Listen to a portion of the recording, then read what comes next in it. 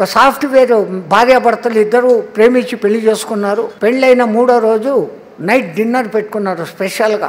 వాళ్ళు తింటున్న సమయానికి దీనంగా ఒక గొంతు వినపడింది. గతి లేని పరిస్థితుల్లో అడుక్కుంటున్నాను, చాలా ఆకలిగా ఉంది, కొంచెం అన్నం పెట్టండి అని. వెంటనే ఆమె అన్ని సర్దుతోంది ప్లేట్లో ఆయనకి ఇచ్చేదానికి. ఈ మొగుడు అన్నాడు, నీకు బుద్ధి ఉందా లేదా, ఆయన చూడు ఎట్లుండాడో, బలంగా ఎత్తుగా ఉన్నాడు, ప్యాంటు షర్టు నీట్ గా వేసుకొని ఉన్నాడు, ఈ అడుక్కోవడం ఒక పెద్ద ఫ్యాషన్ అయింది, పని చేస్తావరు, ఆడికి ఎందుకు పెట్టేది, ఆడ పెట్టే అన్నాడు. అయ్యో ఆకలి అన్నాడండి, వాడు ఎవడైనా కావచ్చులే, ముందు పెడతాం, అది ఫ్రిడ్జ్ లో పెట్టి రేపటికి తింటాం. ఈ దిక్కుమాల ఫ్రిడ్జ్లు రాబట్టే మనకు సగల రోగాలు. వండింది 3 గంటల లోపల తినడం లేదు కాబట్టే మనకు రోగాలు వస్తుండే. దాచిపెట్టి ఫ్రిడ్జుల్లో తింటాడు. సరే అనింది, ఆమె పెట్టేసింది కానీ ఆ మనసు ఉండడం లే. వాళ్ళిద్దరి మధ్య మాట పెరిగింది. దానం ధర్మం చేయకపోతే మనం సంపాదించే లక్షలు దేనికి, నీకు 1,50,000 నాకు 1,50,000, ఒక్కడికి అన్నం పెట్టలేని ఈ డబ్బు ఎందుకయా అని ఈమె.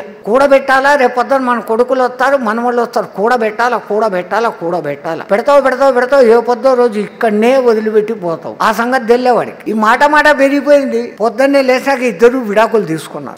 చిలికి గానివాన అంటారే, ఏమీ లేదు విషయం, విడాకులు తీసుకున్నారు. ఇది ఒక పెద్ద ఫ్యాషన్ అయిపోయింది. ఈ మధ్య పెద్దానికి విడాకులు. మన సనాతన సంస్కృతిలో విడాకుల వ్యవస్థ లేనే లేదు. జీవితాంతం కలిసి ఉండాలని చెప్తారు, అది జరగడం లేదు. సరే ఏమో వెళ్ళిపోయింది వేరే కంపెనీకి, ఆ ఊర్లో ఉండలేక వేరే ఊరికి వెళ్ళిపోయింది.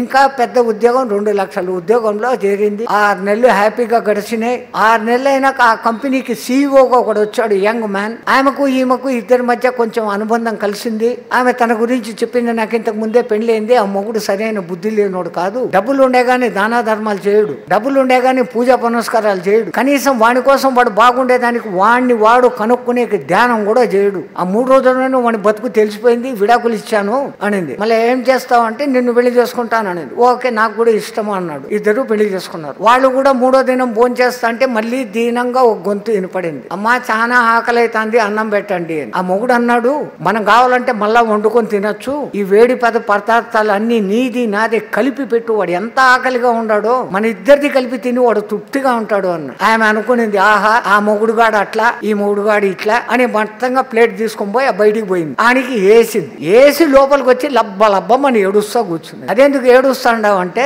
ఆ వచ్చిన బిచ్చగాడు ఎవడో కాదు, నా పాత మొగుడు అని. ఈయన అన్నాడు, సృష్టి చాలా విచిత్రంగా ఉంటది, విధి మామూలుగా ఉండదు, అసలు నేనెవరో, నువ్వు అసలు ఏ పొద్దున్నా నా బ్యాక్గ్రౌండ్ ఏందో అడిగావా, నేనెవరో తెలుసా అన్నాడు. అవును మర్చిపోయాను, ఇప్పుడు చెప్పు ఎవరు నువ్వు అన్నాడు. ఆ పొద్దు మీ ఇంటికి బిచ్చానికి వచ్చిన బిచ్చగాడిని నేను అన్నాడు.